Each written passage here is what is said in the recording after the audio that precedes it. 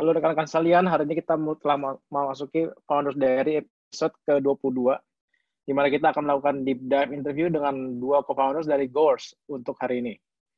Bagi teman-teman yang baru mengikuti Founders Diary, saya Ares Tiadama dan akan memandu Founders Diary bersama dengan Ardi Tiadama, kembaran saya. Kami di sini hadir untuk memberikan inspirasi dan forum diskusi yang setiap minggunya membahas tentang isu seputar entrepreneurship, terutama di startup industri antara penggiat entrepreneurship community di Asia Tenggara. Saya akan perkenalkan pembicara, yaitu Sami Ramadan dan Niki Suraya, co-founders of Goers. Saya akan kasih sedikit mengenai Goers, tadi udah dan juga. Goers adalah sebuah platform dengan mesin rekomendasi untuk membantu pengguna dalam menemukan kegiatan yang sesuai dengan minat mereka. Di sisi lain, Goers juga memberdayakan para pembuat acara, penyedia pariwisata, pemilik objek wisata, dan semua orang di bisnis hiburan untuk mempromosikan acara atau kegiatan mereka di Goers atau di situs web mereka sendiri dengan menggunakan widget Goers. Thank you, Sami. Thank you, Nikki. Please introduce yourself, about your past, and yeah, please do. Thank you, Bro Arya sama Bro Ardi untuk waktunya. Kenalkan, saya Semi, CEO dan founder dari Goers. Saya dulu kuliah di Melbourne dan di Jerman, ngambil bisnis. Mungkin Niki bisa introduce juga. Oke. Halo, selamat malam semuanya. Selamat malam Pak Arya dan Pak Ardi. Manggilnya Pak beda nih, manggilnya Bro, saya manggilnya Pak. Perkenalkan, nama saya Niki Surayomi, panggilannya Niki. Untuk background, S1-nya di ITB, memang background-nya IT, kemudian melanjutkan S2 di Warwick Business School terkait dengan manajemen IT. Oke, thank you. Ada lagi yang kurang, Bro? Oh, pengalaman kerja. Dulu sempat kerja 3 tahun di one of the biggest media company di Indonesia. Pernah kerja juga setahun di luar, di Jerman dan di Australia. And then going back to Indonesia, akhirnya bareng sama Niki balik juga dari UK, kita bikin Goers. Karena kita suka jalan-jalan, kita lihat kayaknya there's so many opportunities di dunia pariwisata dan hiburan di Indonesia yang belum terdigitalisasi, dan kita melihat background-nya di UK maupun di Australia maupun di Eropa di mana everything udah digitalisasi. Nah, kita ngerasa harusnya Indonesia dengan one of the biggest asset sebelum COVID ya tentunya adalah pariwisata.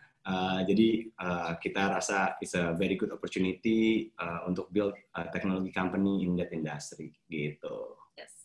Kalau saya sendiri setelah lulus, sebelum lulus sempat kerja di Microsoft waktu lagi kuliah, kemudian sempat internship juga pas lagi di UK di oil and gas company, Phillips 66 namanya, dan kerjanya waktu itu bareng sama tim IT-nya juga. Jadi it was a great experience juga untuk belajar gimana sih kalau kerja di luar negeri, kemudian kerja bareng sama apa istilahnya orang with different countries ya, different cultures gitu. Kemudian setelah itu saya sempat kerja juga di Indonesia di sebuah venture builder atau sebuah perusahaan yang memang tugasnya adalah membangun bisnis atau membangun bisnis. Dan waktu itu bisnisnya beragam sekali, mulai dari bisnis yang tipenya healthy food, kemudian drones, kemudian ada 3D printer dan macam-macam. Benang merahnya tetap teknologi, tapi disitulah istilahnya saya terjun langsung akhirnya di dunia bisnis dan jatuh cinta gitu ya sama dunia bisnis, seru banget gitu, dan start Goers. Nanti mungkin lebih lanjutnya pas lagi ditanya-tanya nanti. Ditanya-tanya dong, Bro. Tapi Niki jadi dari dulu Niki di perusahaan-perusahaan lama pun selalu di bagian IT-nya ya, di bagian programming. Iya, betul. Selalu di bagian IT karena memang awalnya ingin meniti karir menjadi seorang konsultan IT. Jadi sebetulnya belum terpikir untuk terjun ke dunia bisnis pada saat ingin berkarir, kemudian dari sisi pendidikan juga itu fokusnya menjadi konsultan IT. Kemudian ketika pulang ke Indonesia memang lagi nyari kerja, terus ditawarin kerja sambil waktu itu masih ditawarin part time dulu deh gitu ya di venture builder. Jadi itu suatu hal yang tadinya nggak sengaja gitu ya, dari part time kemudian akhirnya jadi full time karena after 3 months working there gitu ya, melihat bahwa kalau bikin bisnis tuh impact-nya luas sekali, banyak yang dipelajari gitu. Istilahnya kita starting from zero, tapi it's very exciting gitu. Dan disitulah akhirnya mulai apa ya, mungkin ada benih-benih untuk ingin bikin bisnis sendiri. Karena kalau di venture builder itu istilahnya kita tugasnya adalah sebagai employee ya, tetap membangun bisnis, tapi we don't have ownership sebetulnya di company itu. Gitu. So that's why kayak thinking about building out my own gitu ya, barengan sama Semi is an idea that I like to tap into juga gitu. Oke. Konsultan IT saya jadi co-founder. Oke. Nanti kita akan tanya lebih detail lagi. Oke, sekarang kita langsung ke pertanyaan pertama ya. Silakan. Tapi bentar, kok mukanya kok mirip sih? Apa? Mukanya mirip nggak sih? Kok mukanya mirip sih? Ya, kita nggak kembar, kita kembar setelah 3 tahun lamanya gitu, baru Niki lahir. Jadi Sami lebih tua 3 tahun dibanding Niki ya? Yes. Ya, saya lebih muda. Oke. Kelihatan lebih muda. Memang ini sebenarnya di tema hari ini adalah kan emang gimana kita bangun sebuah perusahaan bersama siblings ya. Dan judulnya sebenarnya how to build a business without killing your sibling gitu. Ya. Oke, thank you for the opening. So, untuk pertanyaan pertama ya. What made you become founders in the first place? What is your goal in life? Wah. Apakah ini pas jawabnya pakai bahasa Indonesia nggak apa-apa? Yeah. Apa ini ada apa goal in life-nya itu juga mempengaruhi kalian berdua untuk decide untuk jadi founders? Iya, oke. Mungkin ladies first. Baik ya, kakak yang baik ya. Ladies first. Oke. Nggak, gue pengennya Sami dulu. Tapi just disclaimer aja, kita nih kucing, jadi nyawanya ada 9. Jadi sebenarnya kita udah killing each other, sudah 5 tahun ini gitu kan, masih ada 4 nyawa lah. Oke, Nick duluan aja. Oke, so mungkin tadi ditanya ya gitu sama Pak Arya, apa sih goal-nya dalam hidup ini dan apakah relate dengan why do I want to become a founder gitu. Memang dari awal goal-nya itu waktu ketika ingin mulai istilahnya fokus di dunia IT itu memang dari dulu reason-nya adalah karena ingin memberikan impact kepada masyarakat untuk tahu tentang teknologi, how technology can help them gitu ya. Dan makanya awalnya ingin fokusnya itu adalah jadi seorang konsultan gitu ya, di mana saya bisa advising a lot of people gitu. Kemudian ketika mulai terjun di venture builder inilah gitu ya, istilahnya melihat bagaimana bisnis itu bisa mengubah kehidupan banyak orang. Kemudian melihat juga bahwa kalau misalnya kita menggunakan teknologi dengan tepat gitu ya, istilahnya disitulah teknologi itu jadi berguna gitu. Karena kalau misalnya kita justru menggunakan teknologi dengan tidak tepat bisa jadi malah have a negative impact gitu ya kepada orang. Dan disitulah istilahnya buat saya I learn about business and become an entrepreneur gitu ya. Sebagai founder itu kan become an entrepreneur gitu ya, untuk memang saya suka menyelesaikan masalah gitu ya. I love solving problems gitu ya, dan memang ingin selalu mencari a better way to do something. Dari situ melihat bahwa kalau kita ngerjain bisnis, it's an everyday everyday life gitu ya, untuk try to do better things always gitu ya. Gimana cara kita mau willing to take risk, kita mau put effort juga untuk setiap apa yang kita kerjain gitu. And I feel dengan jadi founder itu I can make a difference gitu ya, dan karena saya juga punya knowledge-nya, punya skill-nya, punya passion-nya, I have the network in the tech industry which is a bit different with what Semi has gitu ya, and I want to solve problems yang memang bisa di-solve dari network dan dari skill yang saya miliki gitu lah. Jadi harapannya di situ, dan emang karena itulah saya senang juga jadinya dengan menjadi seorang founder bisa banyak sharing juga. So it's not only building the business, tapi juga bisa istilahnya sharing my experience, learning from others, learning from Pak Arya, learning from Pak Ardi gitu ya. Bisa meeting a lot of great people juga. Gitu. Luar biasa. Luar biasa. I'm so proud. Gimana kalau Sami gimana? Mungkin kalau saya background-nya sebenarnya ada beberapa reason gitu ya. Mungkin lebih bisnis banget ya, karena bukan IT, mungkin I don't really understand creating something impact gitu. Baru setelah benar-benar ngerti bisnis IT, tapi sebelumnya waktu kita waktu kita kerja di Jerman 2008 ambil kerja, terus 2009 Pak Erick Thohir beli Philadelphia Sixers gitu ya. Setelah setelah crisis di Amerika gitu. Ada satu orang Indonesia yang akhirnya beli sebuah klub basket NBA gitu.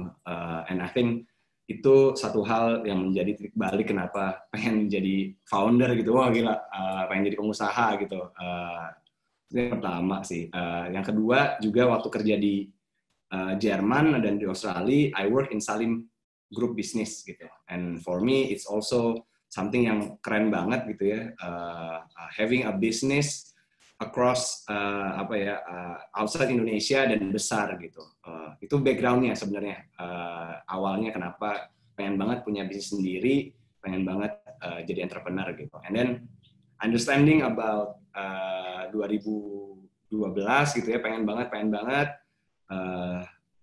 Terus akhirnya ngelihat bahwa one of the hot issue waktu awal di tahun 2011-2012 adalah become a founder startup gitu. Di situ saya ngerasa banyak pelajarannya, belajar dari Niki tentang impact on technology, and then gue juga orang yang suka belajar gitu ya, walaupun mungkin nggak kelihatan, tapi I like to learn new thing gitu ya. Growth-nya berbeda banget gitu ya. Life experience, karena banyak baca buku juga tentang entrepreneur and founder yang mereka tuh susah banget hidupnya gitu ya. But learn a lot gitu. It seems like it's nice to have a life experience gitu. And tentunya saya belajar dari luar negeri, network is everything. And having control in your life juga sangat penting gitu. So terus yang terakhir mungkin yang lebih honest gitu ya, opportunity to being rich at young gitu ya. Jadi founder kira-kira itulah yang membuat saya pengen jadi founder gitu. Saya ngerasa kayaknya jadi founder, I will have a good network, I will learn a lot more compared to working at a place gitu ya.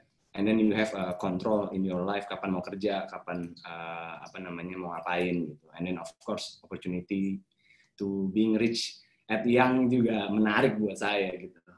Itu sih gitu. Kalau dari sisi kenapa pengen jadi founder. Tapi setelah berjalan, is it like what you expected? Good question. Rich-nya belum bro. Rich-nya belum.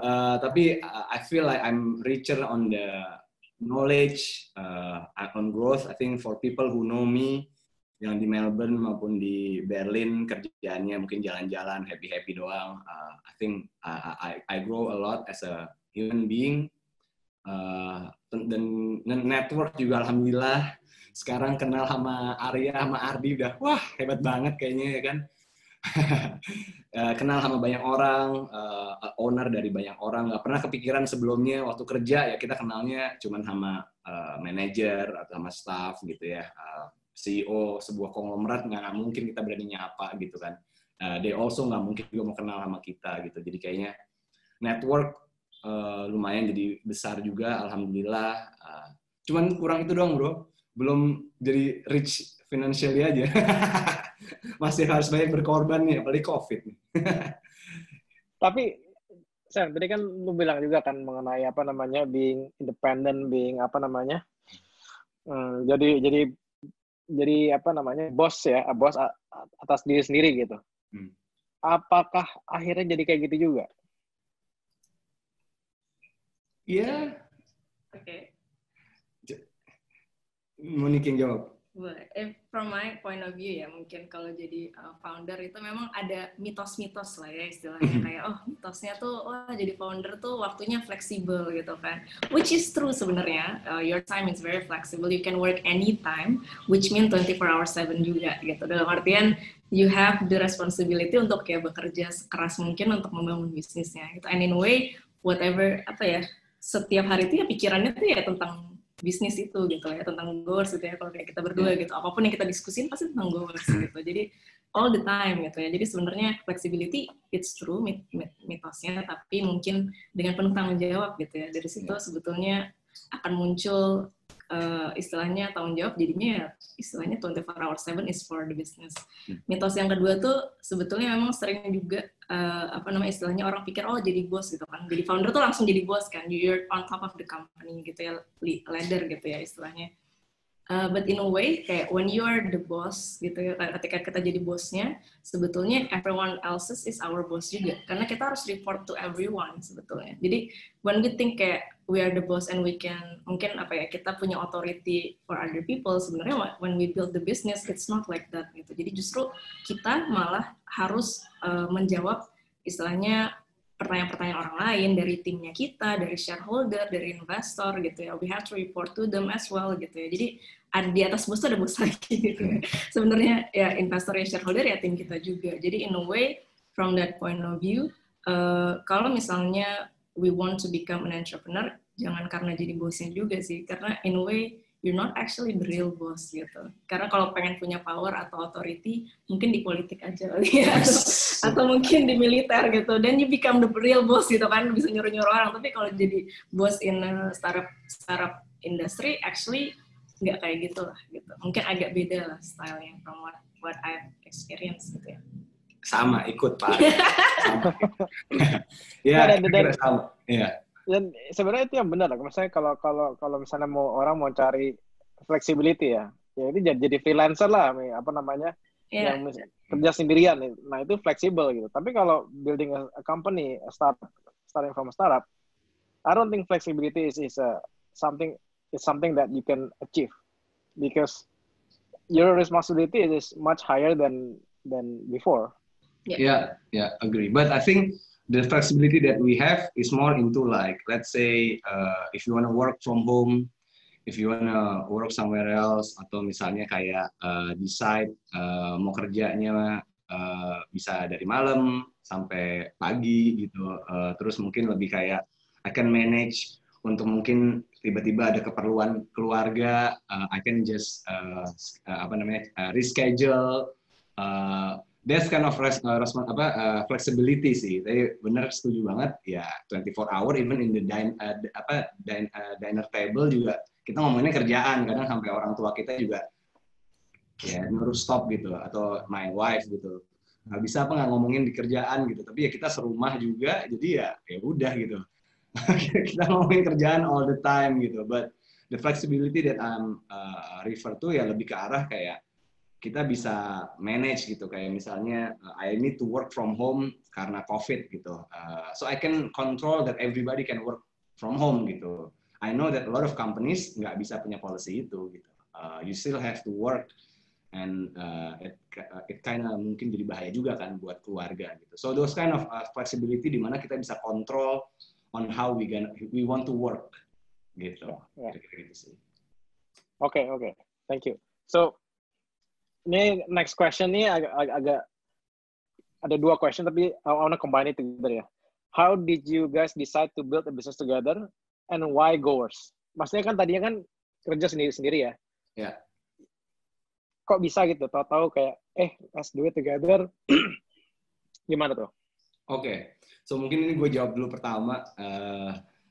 Karena ini emang my decision gitu ya, and actually I asked her to join. So mungkin standpointnya our family background tuh a business family gitu. Kita punya family business, and then I was the oldest, Nikki second oldest gitu. I know that along the way kalau bisnis keluarga survive, we gonna run the business. But then we never actually work together kan, gitu. So sebenarnya pada saat itu adalah I was suggesting to Nikki, why don't we create a business that we actually like, tentang industri yang juga mungkin Nikki sukai, and at that time kan lagi hot banget ya startup gitu. And then why don't we actually try to know each other gitu, professionally gitu. Karena kita tahunya kan di rumah, I was the oldest, paling males kelihatannya gitu kan, suka bangun siang gitu.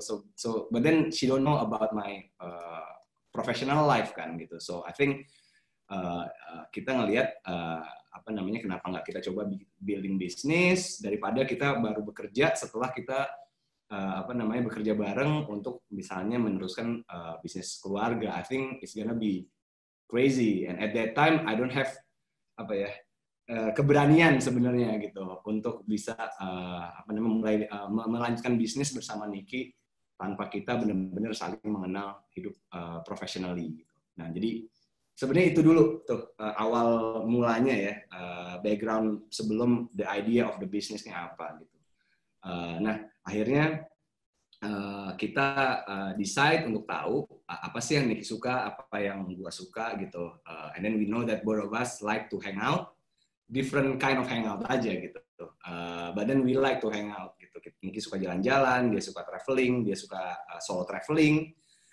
Dia pernah di Eropa sendirian, keliling Eropa road trip, which I will never do that gitu ya. Tapi she did that gitu, hebat banget. Gue lebih suka yang datang ke cafe, clubbing, and everything gitu. So it's a bit different, tapi kita tahu bahwa kita suka jalan-jalan gitu. And then we decide untuk lihat referensi bisnis, kira-kira apa ya yang menarik gitu ya untuk kita lakuin bersama gitu.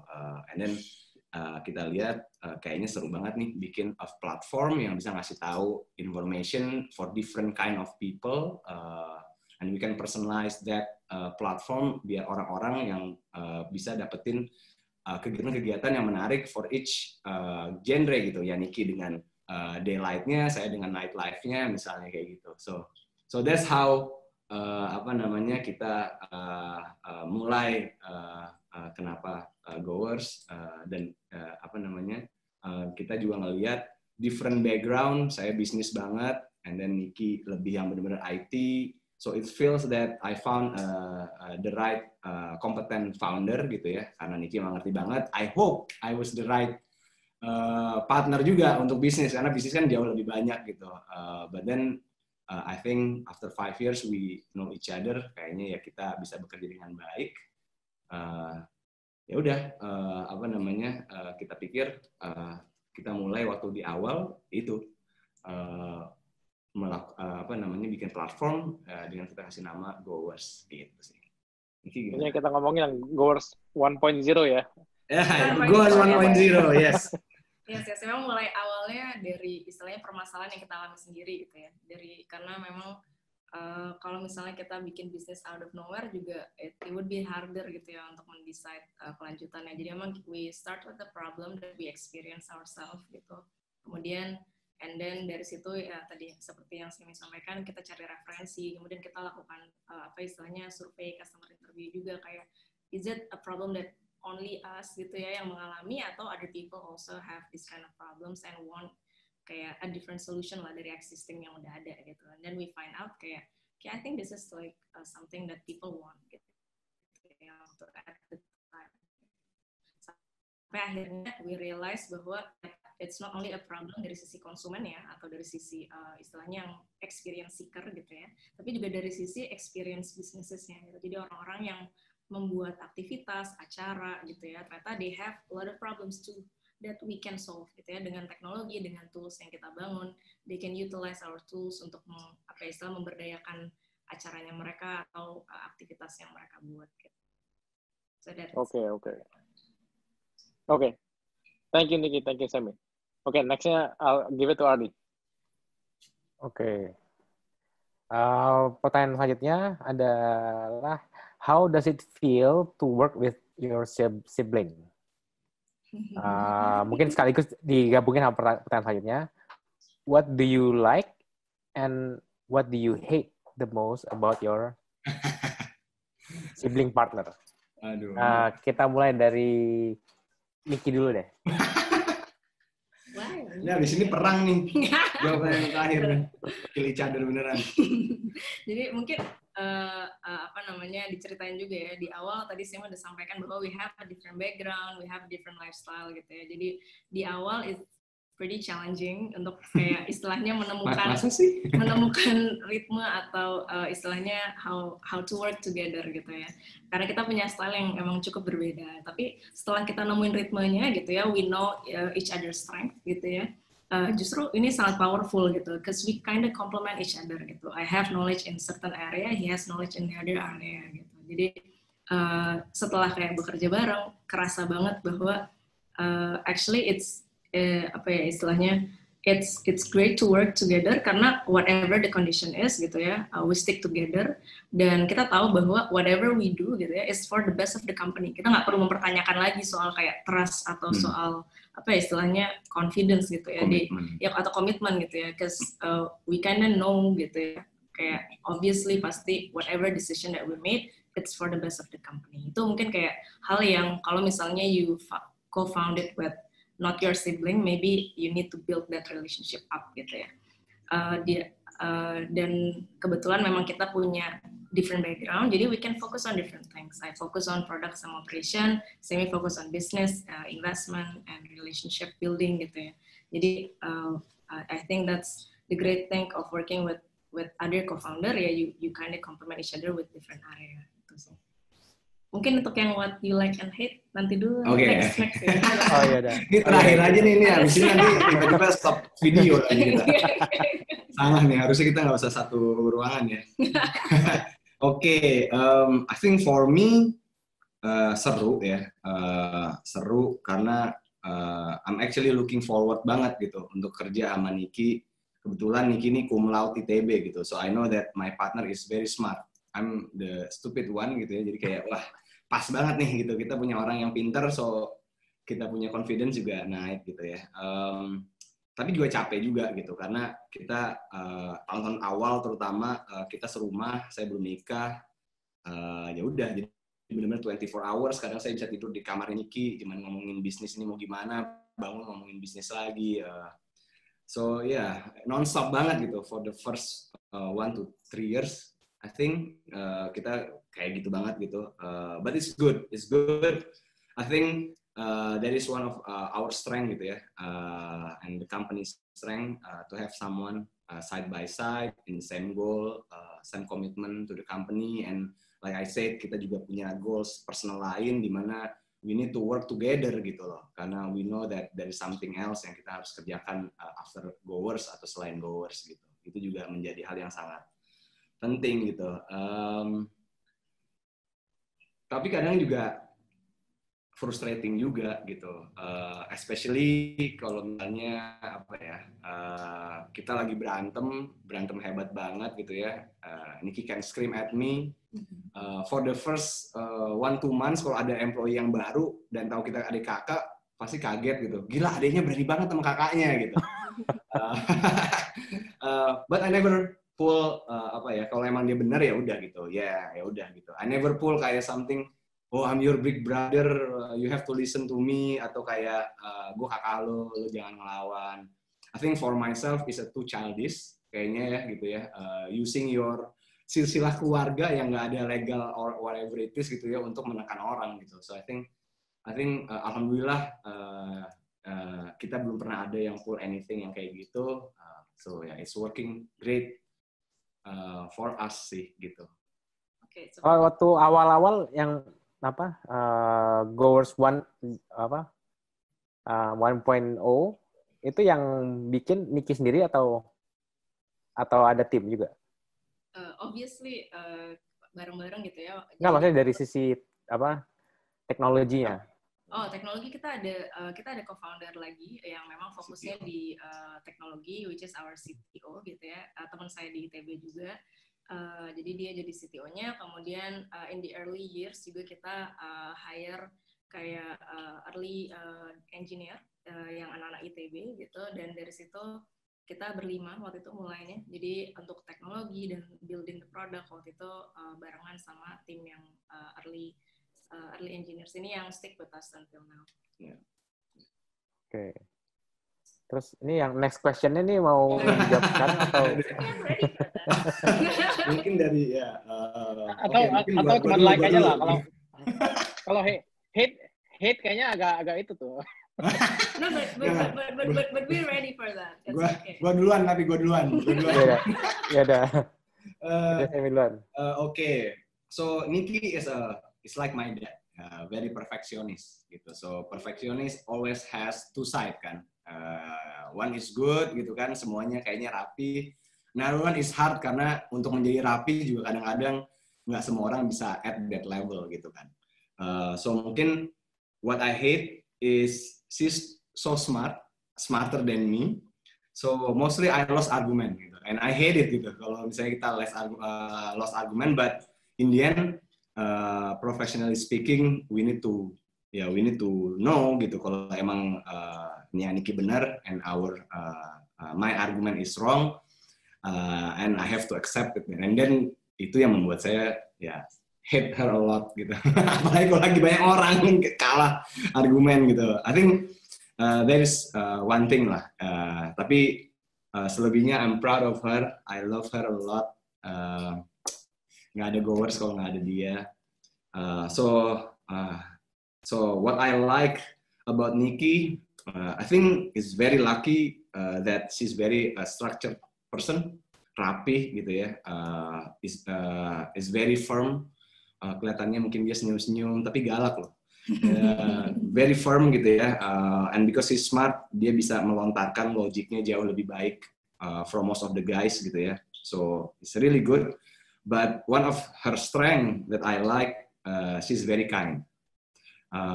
Makanya mungkin banyak orang leader kita yang udah kerja sama kita hampir 5 tahun, ada mungkin sekitar 10 sampai 12 orang.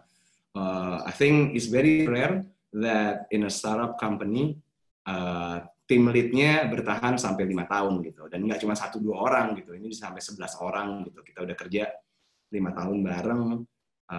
And I'm sure itu karena Nicky is very kind, dia selalu memberikan perhatian, lebih hampir tiap hari dia selalu ada one-on-one sama salah satu tim kita just to catch up, which I couldn't do that. So that's what I like about Nicky, very structured, very firm, but still very kind. Okay, next. Kita go to next question deh kan berarti ya. Saya belum masih tahu yang It's okay, I'm ready to say. Oke, silakan Nicky, silakan. Kalau Semi ya, memang ketika bekerja, I never see him as my brother. Biar bisa kayak professional, supaya bisa kerja secara profesional gitu ya. Karena kan kalau if I see him as my brother, mungkin akan lebih sulit gitu. Jadi I see him as equal partners, mungkin itu yang pertama. Tapi salah satu challenge-nya ketika kerja bareng sama Semi yang punya banyak ide adalah he's kinda easily distracted sama easily influenced by others. Jadi itu mungkin salah satu hal yang kadang when we have new ideas, sometimes we have to mungkin plan it clearly gitu ya, supaya nanti bisa communicated clearly to the team juga, supaya timnya nggak bingung nih minta A atau minta B atau minta C gitu. Jadi mungkin itu ya, jadi cara bagaimana supaya decision yang udah pernah kita buat itu nggak easily changing gitu untuk tim, karena it's pretty hard for the team to follow gitu. Tapi mungkin ya di selain itu sebetulnya the other thing I'm very proud of him gitu ya, karena dari awal pertama kerja bareng gitu ya, wah cara kerjanya beda banget until now gitu. He grow dia udah bertumbuh dan berkembang dengan sangat luar biasa gitu ya, dan I'm so proud gitu. Dan emang itu salah satu hal yang kenapa saya mau bikin bisnis juga bareng gitu. I want to grow, I want him to grow, I want to learn from him juga gitu. One of the things that he's really good at itu adalah in terms of building networks, building relationship, he's much stronger in this area gitu. Dan I learned it a lot from him, kayak selama kerja bareng gitu ya, gimana cara dia istilahnya meyakinkan orang, convincing people, kayak how to istilahnya get the good side of the people gitu ya, dibanding misalnya always throwing logical things gitu ya ke orang lain gitu.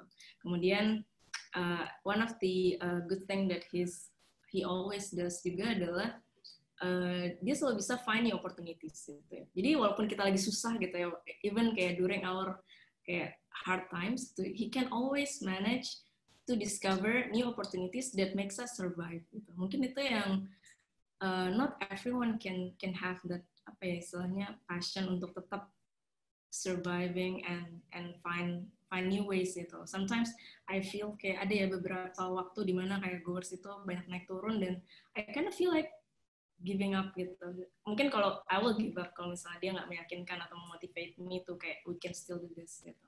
And the other thing adalah dia empowering women a lot gitu. Jadi kayak kalau misalnya kita lagi meeting gitu, apa namanya istilahnya dia selalu encouraging me kayak it's okay, don't be discouraged because you're the only woman in the room gitu. Jadi I can have that build up my confidence juga alongside with him gitu. So I think that's what keep us growing together. Yeah. Oke,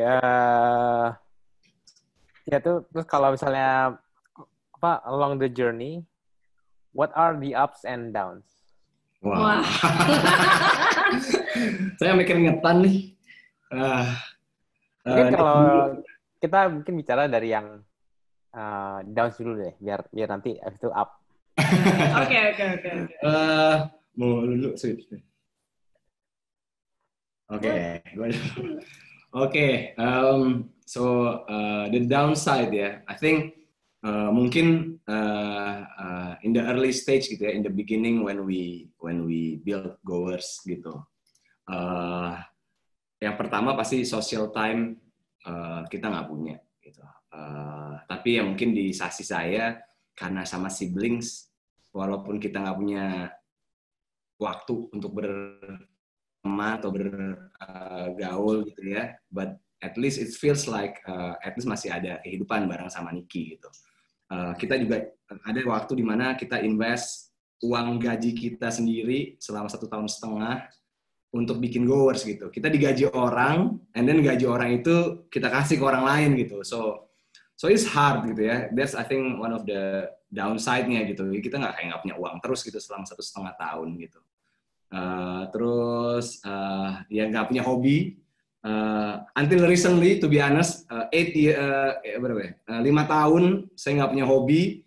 Baru nih setelah pandemi saya punya hobi nih gitu.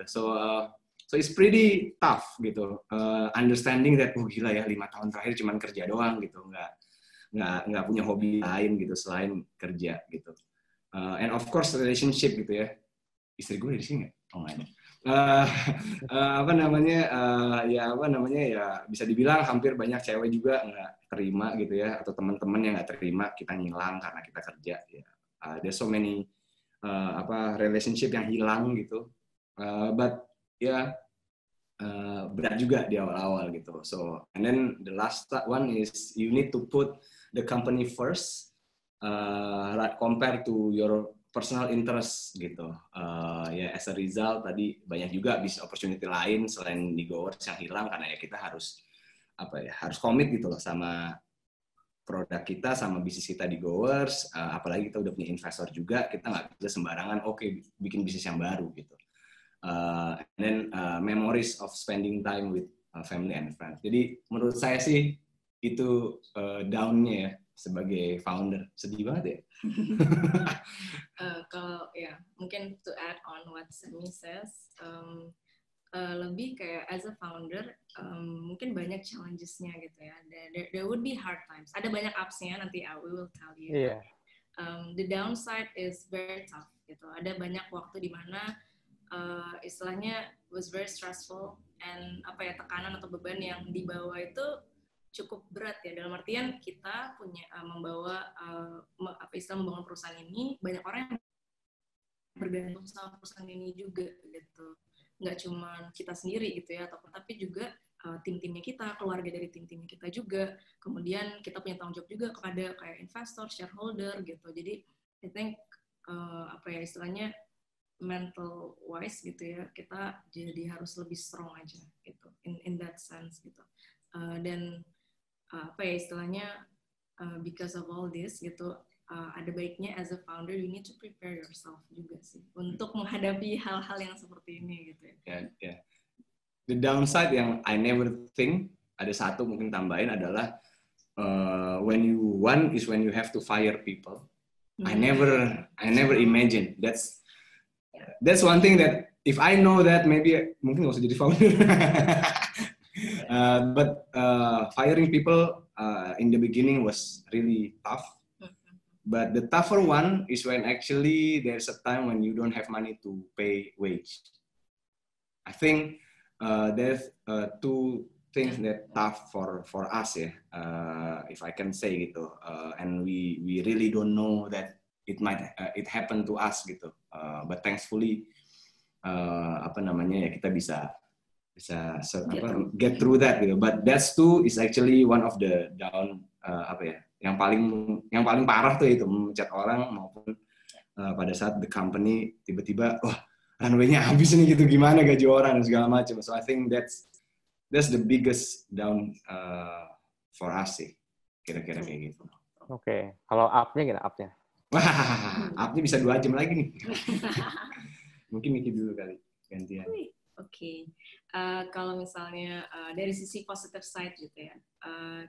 Because I love learning gitu ya, Sammy juga mention he loves it too. Jadi mungkin bisa dibilang dengan kita menjadi seorang founder, kayak kita mengkompres seluruh knowledge yang mungkin harusnya kita dapatkan kalau kita udah kerja 10 atau 20 tahun gitu ya. We can just kayak have it within couple of years gitu. Kita bisa mempelajari itu semua dalam waktu yang singkat. Terus kita bisa ketemu, bisa work with a lot of amazing people.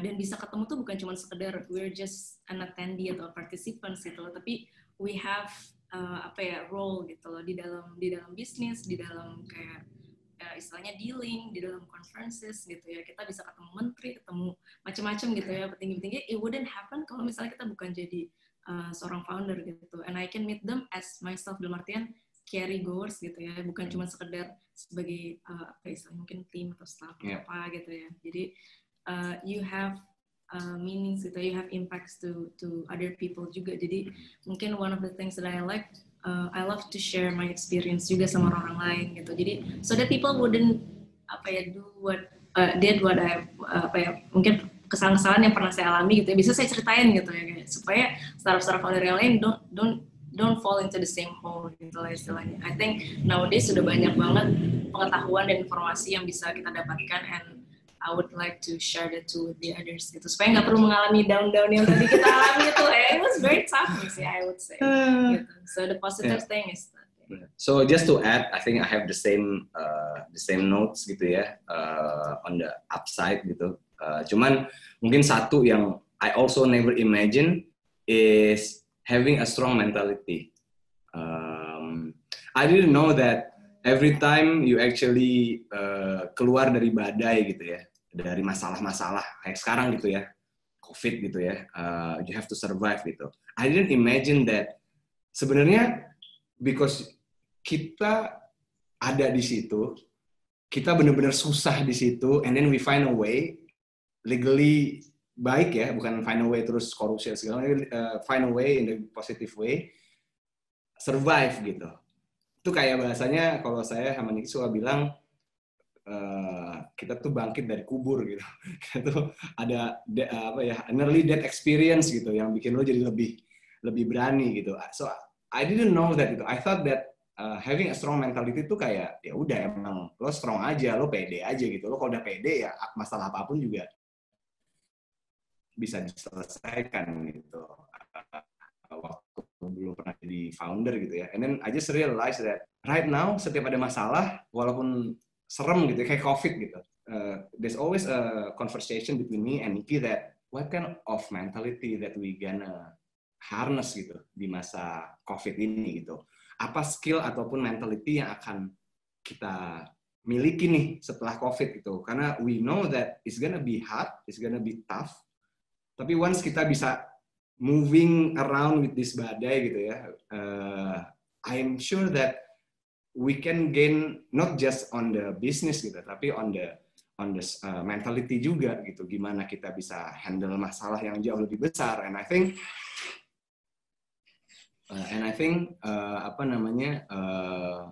itu yang malah menurut saya hal yang paling membuat saya merasa itu menjadi benefit atau ups-nya dari menjadi si founder gitu. You gain the mentality. Nggak bisa kita ke kampus S1, S2, S3 untuk bilang gue mau punya mentality yang strong. Bisa nggak gue belajar gitu. So So I think itu yang nggak bisa direplicate on any school gitu. It has to be by experience, and I think founding a startup is one of the way to actually having a strong mentality gitu. 5 tahun kita ngerjain goers gitu ya, each year kita hampir mau mati gitu, but then we always survive, and every time we survive we getting stronger, we getting bigger, and that is something yang menurut saya nggak pernah kepikiran bahwa ternyata ini loh manfaatnya dari menjadi seorang founder. We have a strong mentality, ketemu presiden siapapun juga nggak ngerasa harus down karena ya kita udah melalui masa-masa yang juga sulit gitu. Jadi that's actually the one who build the confidence gitu. Asik. Jalan-jalan. Thank you. Sebelum gue pass to Arya again, misalnya ada yang mau bertanya bisa langsung bertanya di chat box ya. Oke. Please take the next question, Arya. Sam, kalau tadi ya cerita mengenai kan berapa near death experience ya, itu kalau boleh tahu siapa dari kalian berdua yang datang ke para employee dan menyampaikan berita buruknya? Pasti Niki. Gue ngilang dulu. Sebenarnya sih gue sebenarnya, tapi gue di hall gitu. Yeah, so actually both of us. Yeah, so we play a role gitu. The first one who gonna give that mostly me. Tapi it's more like one way communication gitu. I gonna tell them on the town hall atau gimana. And then kalau misalnya ada orang yang emang main ngobrol, baru ke Niki. So we play role karena kita udah 5 tahun kita mencoba untuk ganti-gantian gitu. So we just realize that lebih baik formulanya adalah gue yang sampaikan gitu kan.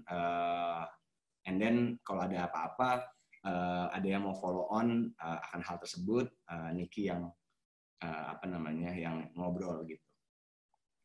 Yes. Jadi yang gampang lu yang susah Niki gitu ya? Gue susah loh.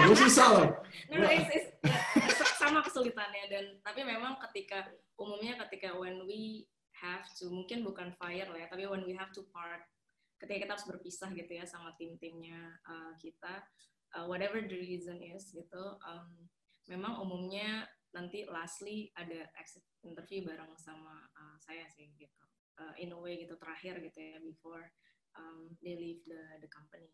It's probably one of the hardest part of becoming a founder gitu. In one way or another, kayak pasti akan ada kejadian di mana kita harus melakukan itu gitu. Whatever the reason is gitu ya. Itu sih memang. Yeah, it's not easy. Both are equally hard gitu ya, karena dia harus ngomong ke semua orang, melihat semua reaksi dan tatapan mata orang-orang itu gitu ya. Jadi it's not easy. He's good at delivering and communicating, kayak convincing people juga, kayak ke istilahnya publicly gitu ya. Jadi I think he's the right person to do that, untuk mendeliver somehow. Partner gua nih bro. Oke. Nah kalau Goers sendiri kan udah dari pertama ya, udah dari Goers 1.0 terus ada 2.0, dan kan ada evolve terus. Itu gimana dari kalian berdua? How did you decide to evolve back then? Okay. Several factors sih gitu ya. One must be opportunity. Second one is situation juga gitu.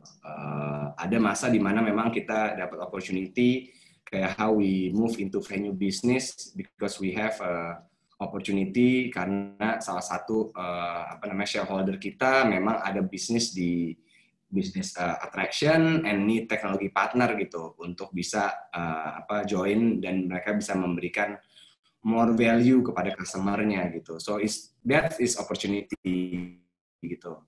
Di mana kita lihat oh this opportunity besar juga, and then now dari cerita itu sekarang agak jualan dikit maaf ya, terus kita dapat Ancol gitu sebagai one of the biggest client, biggest theme park Indonesia gitu. Nah dimulainya adalah karena ada opportunity, one of our shareholder memang membutuhkan teknologi tech partner, mana mereka nanya goers mau nggak untuk masuk ke venue ticketing gitu.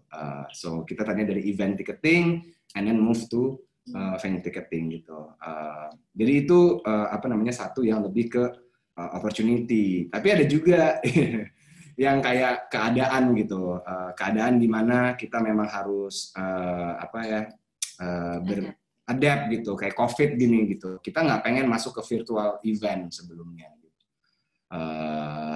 But then karena masalah yang emang ada, sekarang event di-cancelin, and then we need to move into that new situation gitu, new normal tadi gitu. Jadi akhirnya mau nggak mau, we going into building that virtual event platform gitu. Dan sekarang kita bisa mulai dengan connect sama Zoom, kita ticketingnya, that's is salah satu contoh keadaan ya gitu.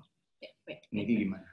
Untuk menambahkan dari yang saya sampaikan gitu ya, selama ini apabila kita membangun suatu fitur baru atau istilahnya ekspansi ke bisnis baru, umumnya juga memang mulai juga dari biasanya kita cek juga kayak problem apa lagi yang sebetulnya dialami sama istilahnya experience owners atau experience businesses gitu ya yang ada di industri gitu, yang mana lagi yang kita bisa gali dan and how we can help them sebenarnya itu.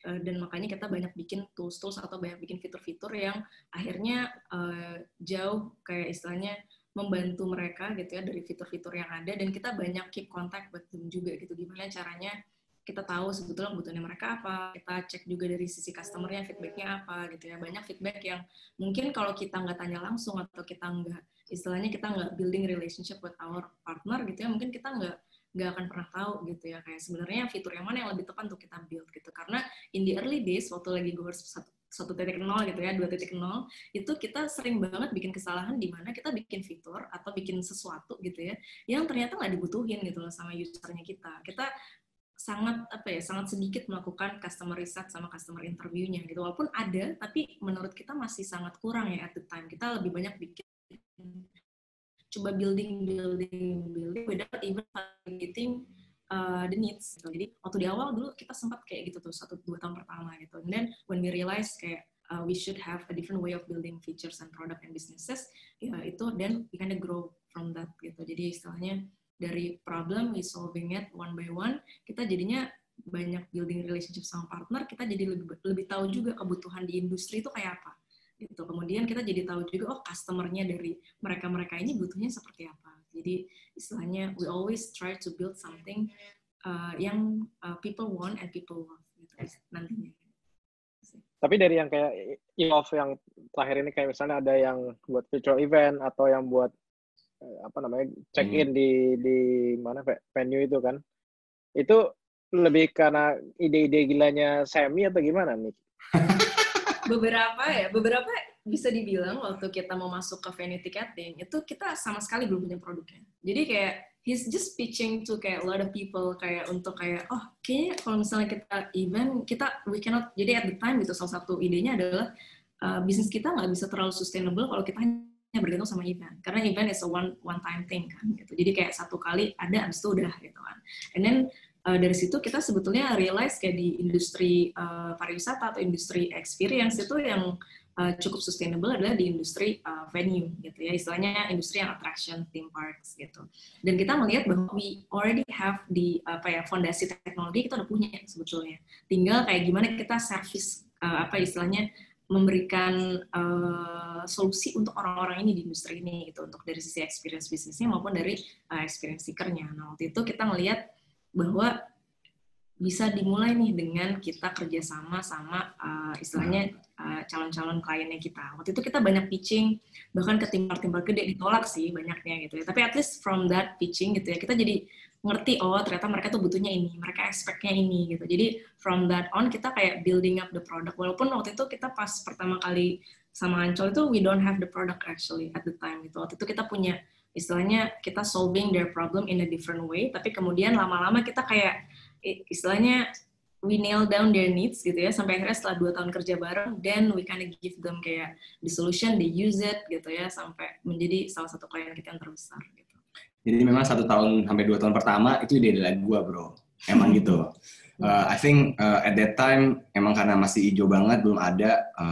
We need to create something that people actually use gitu kan.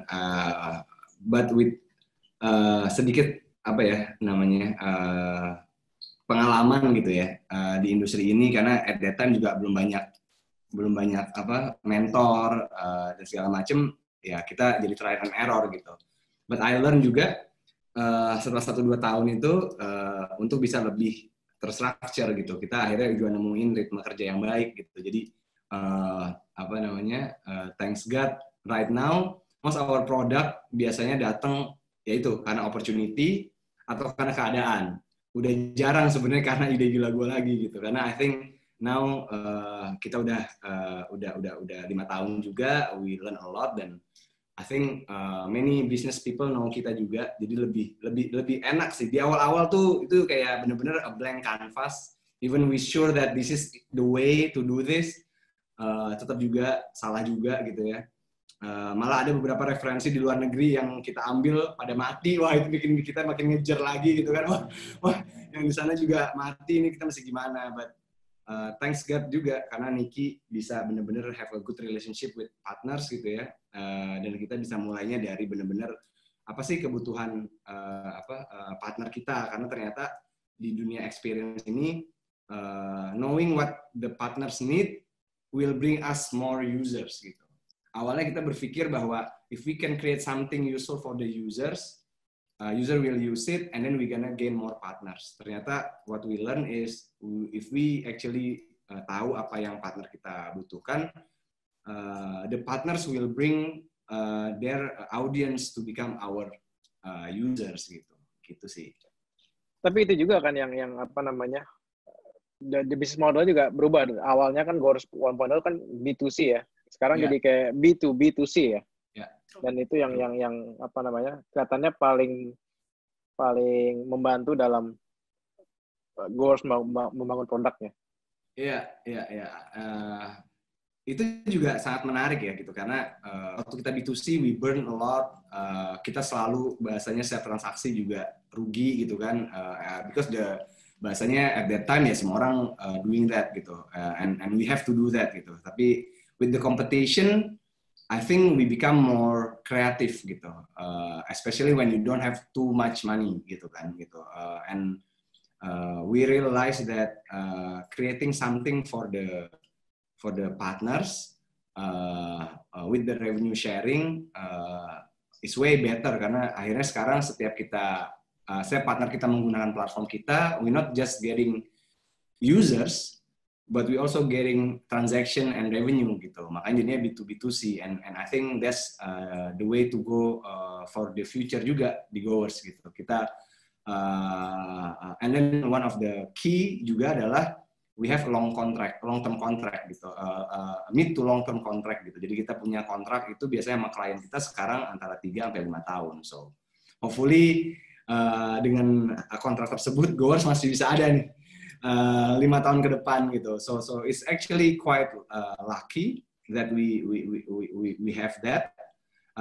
But then I think what you learn before, like when you work for someone else, and you learn a lot juga di sana, it can bring you some reference juga pada saat berbisnis gitu. So actually the long term business with the client, sebenarnya saya ambil juga dari contohnya dari perusahaan di Prancis yang saya dulu bantuin GV-nya di Indonesia gitu.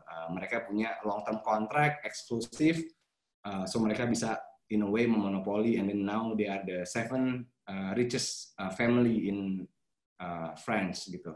So I think I'm trying to replicate that, and alhamdulillah I think until up to now it's working really good gitu.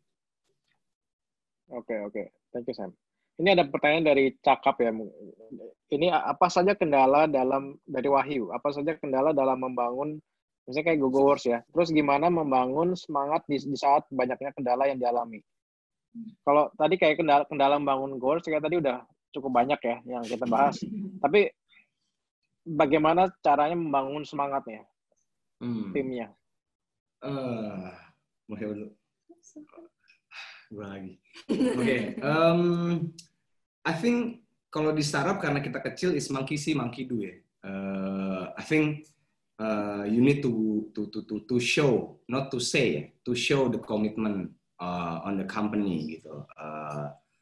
Itu satu hal. Dan di masa sulit kita harus punya effort yang 2 kali lebih gitu. To show kepada tim juga kita nggak give up gitu. Dan yang berikutnya adalah ya walaupun udah kerja keras, you need to show result gitu. I think it's also important. Jadi ya kita bekerja keras 2 kali lipat, kita show that we work harder, and then kita bisa getting the result that we promise. At least, oke, kita emang susah, tapi setelah 3 bulan kita akan dapat investment, kita akan dapat kontrak kerja ini gitu ya. When you say it, in a way ya itu harus terjadi gitu. Ya, alhamdulillah selama ini kita selalu bisa menyelesaikan apa yang kita omongin gitu. Itu yang pertama. Yang kedua, I think hidup sederhana ya. Gitu. Di masa sulit, jangan lagi masa sulit tiba-tiba malah pakai sepatu baru gitu. Atau tiba-tiba beli mobil baru atau beli handphone baru gitu. I think when it's tough, kita juga harus bisa menunjukkan untuk hidup juga sederhana gitu. Untuk kita ngelihat bahwa everything is for the company gitu. Itu juga akan membuat mereka menjadi lebih semangat karena mereka ngelihat bahwa ya kita nggak foya-foya gitu. Everything kita lakuin untuk bekerja gitu. Kira-kira seperti itu sih. Kalau dari saya sih itu. Terus yang berikutnya adalah selalu bisa untuk berkomunikasi dengan tim gitu. Tapi mungkin Niki akan lebih ngejelasin ya. So, untuk menambahkan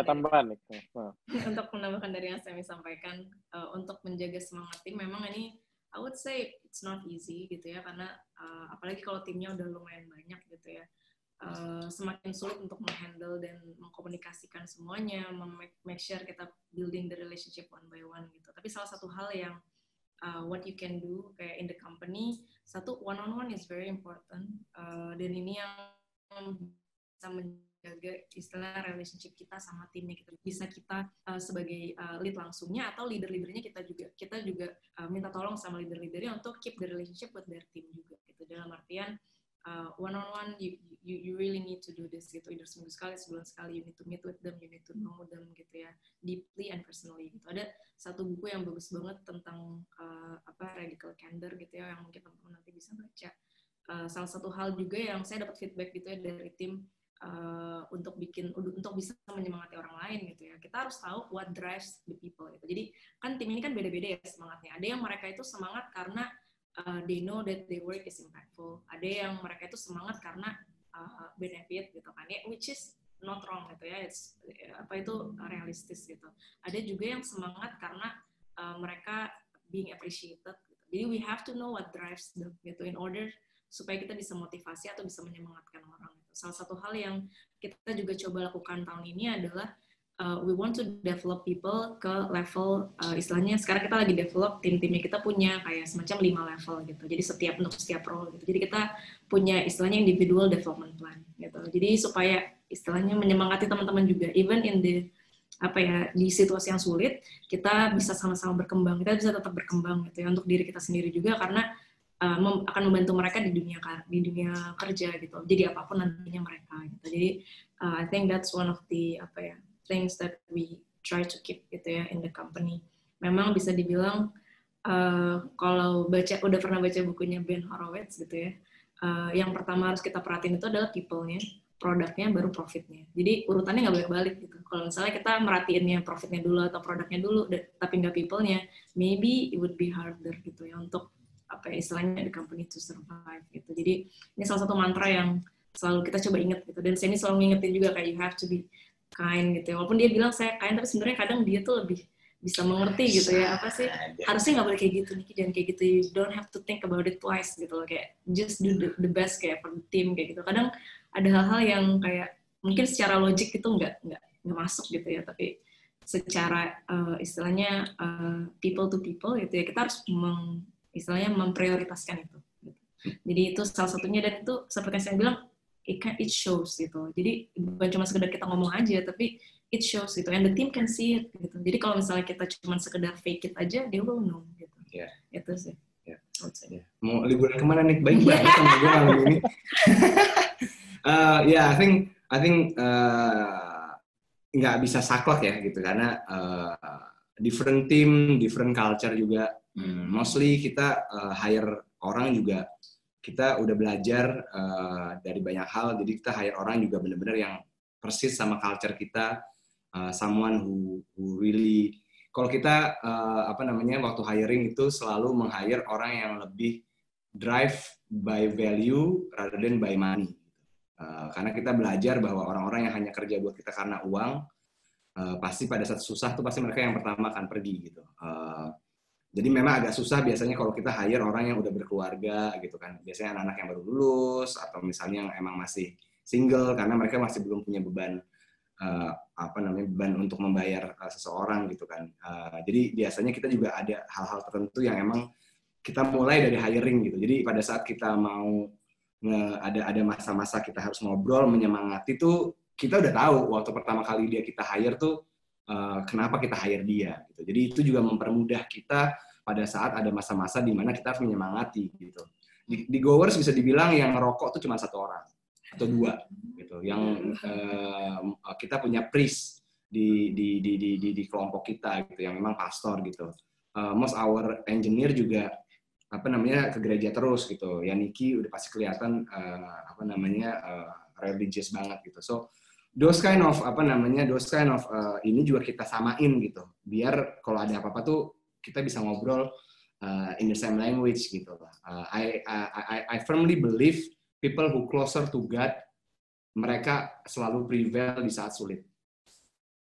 Nah, itu menjadi salah satu hal yang membuat Goers itu menjadi konsisten, lebih stabil gitu. Karena orang-orang di dalamnya bener-bener ya kuat gitu, and believe in God a lot. Mungkin nggak sama sih semuanya gitu, tapi ya kita selalu percaya kita harus punya fondasi-fondasi tertentu, karena kita yakin building a startup banyaknya tuh susahnya dibandingin senengnya gitu kan. So I need to have people who have a strong mentality, and I think what I learned from creating Goers adalah people who have a strong mentality punya a very good parallel gitu ya sama orang yang memang agamanya kuat. So dan tidak memiliki lifestyle yang terlalu wow gitu, in a way gitu. Jadi itu juga menjadi hal yang penting buat kita. Dan sekarang nih kita udah 8 bulan lebih, kita belum pernah ketemu lagi sama tim kita face to face, karena selama 8 bulan ini kita semua work from home, and we can still working okay. Gitu. Not the best pastinya, nggak mungkin, tapi we can still work okay. So yeah. Ya, mungkin tambahan sedikit lagi, jangan lupa untuk celebrate small wins, even the small wins that you have. Misalnya kayak ada customer yang kayak muji gitu ya, kayak aduh gue harus fast respon banget timnya gitu. Itu biasanya kita kasih tahu ke semua tim gitu, just to make them feel good juga sih, bahwa kayak ada banyak loh orang yang memang butuh dan pakai solusinya kita, they like it and kayak they don't have any complaints, mereka punya feedback yang baik gitu. Kalaupun misalnya ada feedback, masukan, itu kayak kita nangkep it is as a positive thing gitu. Jadi tim juga ngerasa kayak oh ada yang pakai gitu ya, ada yang suka gitu ya, ada yang kayak balik lagi gitu setiap dia bikin event gitu loh. Dan ada juga yang kayak setiap istilahnya beli tiket ke tempat-tempat rekreasi gitu, they feel it very seamless, atau CS-nya fast response banget. Jadi all these things itu kita kasih tahu juga sih ke tim. Apalagi itu pertanyaan. Thank you. Nah, thank you. Nah, ini sekarang pertanyaan terakhir ada Ardi deh. Dan kalau bisa ntar dijawabnya pakai bahasa Inggris ya. Karena ntar ini kita mau bikin kayak screen khusus. Oke. Dijawabnya harus pakai bahasa Inggris ya nih. Kalau jawab. Bareng aja. Oke. I want a very short, quick answer ya. is the key takeaway of being a startup founder? Mungkin ya, can you give advice to aspiring entrepreneurs, especially those who are thinking of working with their sibling? Short, but strong. Okay. I would say first, take the first leap. It's probably one of the hardest steps, but you can take it. Start with the problems that you want to solve. Believe in what you do, because you'll have hard times along the way later on, but believe in what you do, and knowing that what you do is going to deliver a lot of value to people. If you want to partner up with anyone, with your siblings or anyone, ensure that both of you complement each other, and divide your work clearly. That's what I would say. Okay, thank you, Nikki. How about Sammy? Oh, okay. I think being a startup founders is hard. It's not easy. But if you are someone that has a big dreams, I think being a startup founder can be one career option. And also, when you want to partner with your siblings, see more as on the professional level, whether your sibling is competent on the job, is passionate enough with the business, having 100% commitment on the business, and not taking him or her if they only want to starting the business just because they love you or they just want to help you. I think that's a no-no. And if you can divide the job and responsibility fairly, I think it will be the strength of the company. Thank you. Thank you, Sammy. Oh, we just have one last question from Pak Jono Karyadi. Can you elaborate the problems of your users that Course trying to solve? Sekalian jualan, Sam. Oke, Yeah. so kamu dulu. Does it have to be English? Indonesia, Inggris? Indonesia nggak apa. Indonesia. Okay. So the problem from the our customer kita ada dua gitu. Ada customer B2B, ada customer B2C gitu ya. Mungkin kalau dari awal dari customer B2C dulu, problemnya adalah mereka at that time sulit untuk membooking tiket atau membooking sebuah experience secara online dengan melakukan beberapa klik untuk akhirnya bisa mencapai tiketnya. Kadang-kadang tiketnya sendiri juga nggak dapat gitu karena error gitu. Jadi what we trying that's the problem that yang ada di users gitu. The second one is mereka juga sulit untuk mendapatkan experience yang mereka inginkan dalam waktu yang cepat. Apalagi di Jakarta pada saat kita memulai waktu tuh cepet banget gitu untuk nggak bisa mereka kalau misalnya pengen pergi, kalau mereka nggak ketemu dalam waktu 15-30 menit bisa batal keinginan mereka untuk jalan-jalan gitu. Itu dari sisi users ya gitu, B2C. Nah kalau dari sisi B2B mereka para experience business, EO, promoters, venue operators, yang pertama adalah lack of customer database gitu. Kita kemarin contoh misalnya Ancol gitu ya, di berita banyak kok di Google gitu ya. Setahun itu mereka punya 18,9 juta pengunjung setiap tahunnya. Database mereka cuma punya 1 juta 2 juta doang. Sayang banget di masa kayak sekarang susah, they want trying to sell, jadinya mereka nggak punya database. Sangat bergantung kepada OTAs atau partner-partner mereka gitu. Mereka nggak punya kontrol terhadap bisnis mereka sendiri gitu saat ini, apalagi di dunia digital. Jadi lack of database itu menjadi sangat masalah yang berat gitu, apalagi bisa terlihat banget sekarang gitu ya. Sales channel atau difficult to coordinate gitu. Jadi sales channel-nya ya udah cuman sama OTA dan segala macamnya, mereka sendiri nggak punya gimana cara mereka sendiri berjualan gitu. Mereka yang bisa kontrol, mereka bisa bikin flash sale yang langsung bisa dibeli gitu. Nah itu masalah yang berikutnya. Yang terakhir adalah bad queuing di mana akhirnya karena mereka semua belinya Go Show, orang selalu rame gitu, ngantrinya panjang. Nah, apalagi sekarang dengan adanya limitasi kapasitas, mau nggak mau mereka harus bisa melimit bad queuing ataupun kapasitas tersebut. Jadi itu problem yang ada di sisi experience owner atau business experience gitu sih. Mungkin dari ini ada tambahan. I think that's good enough. Udah cukup. Okay, thank you. I think we are way past of the schedule. Terima kasih Semi dan Niki.